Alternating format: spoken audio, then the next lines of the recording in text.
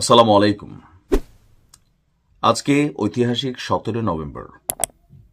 আজকে দুপুরের দিকে জুলাই আগস্ট আন্দোলনের ঘটনার দুইটা মামলায় শেখ হাসিনা এবং সাবেক স্বরাষ্ট্রমন্ত্রী আসাদুজ্জামান খান কামাল এই দুজনের মৃত্যুদণ্ডের রায়ের ঘোষণা এসেছে।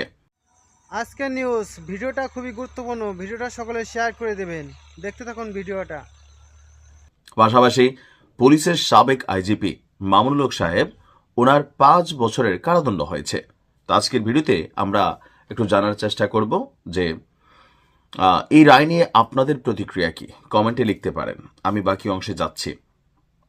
যে দুইটা মামলায় ফাঁসির রায় হয়েছে সেই দুইটা মামলার মধ্যে একটা হচ্ছে আপনার চানখারপুলে 6 জন হত্যাকাণ্ড হয়েছিল জুলাই আগস্টের সময়, সেই ঘটনায় দায়ের করা মামলা, এমনকি আশুলিয়ায় আরেকটা মামলা। এই দুইটা মামলার রায় ঘোষণা করা হয়েছে। তো এখন পর্যন্ত শেখ হাসিনার নামে অনেক শত শত মামলা হয়েছে, আর ম্যাক্সিমাম মামলাগুলোরই প্রধান আসামি তিনি। সো এই দুইটা রায় থেকে এটা প্রতিফলিত হচ্ছে যে আগামী রায়গুলো এখানে ওনার ফাঁসি হবে, এটার মানে ফাঁসির রায় হবে আর কি।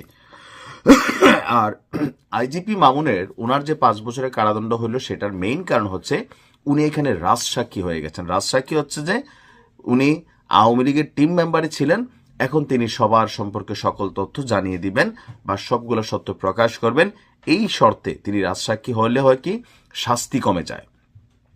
শাস্তি বাস্তবায়ন কবে হবে, কিভাবে হবে, সেটা অনেকটা আকাশ কুসুম কল্পনা টাইপের বিষয়। কারণ বাংলাদেশে আপনি দেখেন যে সেই মিন্নির যেই ফাঁসির রায় আমার নিউজ জগতে শুরু হয়েছিল ওইখান থেকে এখন পর্যন্ত মিন্নি আপনার জেলে আছে।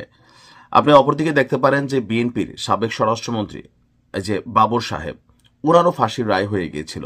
দীর্ঘ 10-12 বছর 15 বছর তিনি জেলে ছিলেন, কিন্তু ফাঁসি কার্যকর হয় নাই। তো এরকম পারসেপশন থেকে স্পষ্ট বোঝাই যায় যে